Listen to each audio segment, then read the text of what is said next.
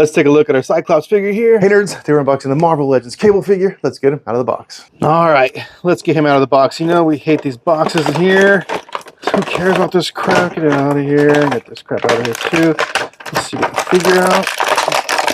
Get all the accessories out. And then build the figure part. And this is a build a figure that I am not completing. So look at me, I got a cable figure. Pretty nice design overall, nice color schemes. I'm going to point this out right here. This hand, super soft plastic. Look at that.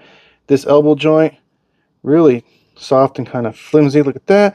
This one, however, not so much. A lot better than the other side. Pretty neat. Let's check out the head sculpt, which I think is the best part of this figure. Love that eye right there. The scar, the beard, the hair, all of that.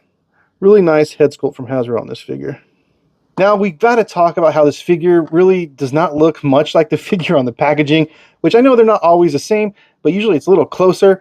The biggest glaring difference, of course, is his right arm here. How he's clearly wearing clothes here, and he's got a bare arm on the package.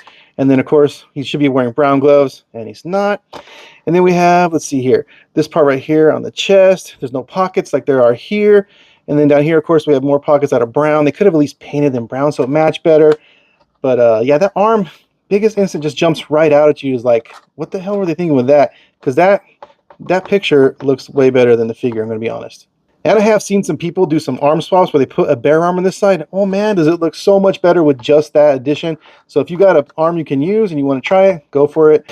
But now we're going to move on and talk about the articulation. His feet point down that far. They go up that far. We have that ankle rocker in there. We have a boot cut, spins all the way around. We have double jointed knees. We have the thigh cut.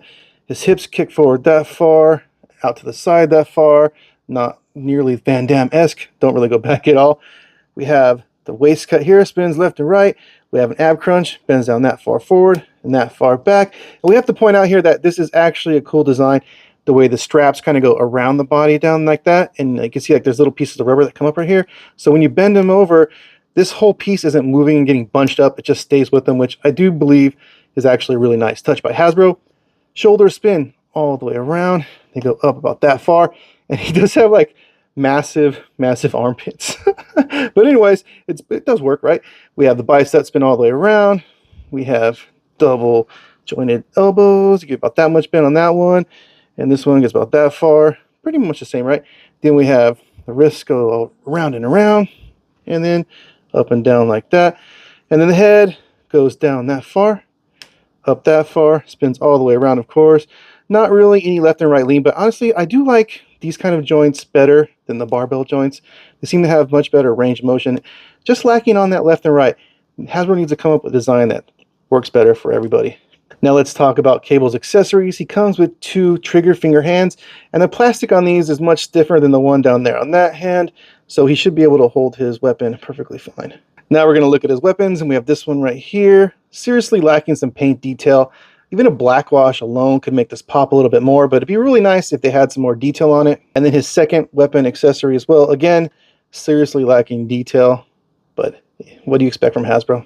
Now, one thing I think this Cable figure is lacking is weapon storage. Wouldn't it be great if we could just like mount a weapon somewhere on him so that he wouldn't have to either be holding them at all times or just have one like off to the side somewhere? That would have been a nice touch. So there you go, nerds. That's the Marvel Legends Cable figure. Let me know what you think in the comments.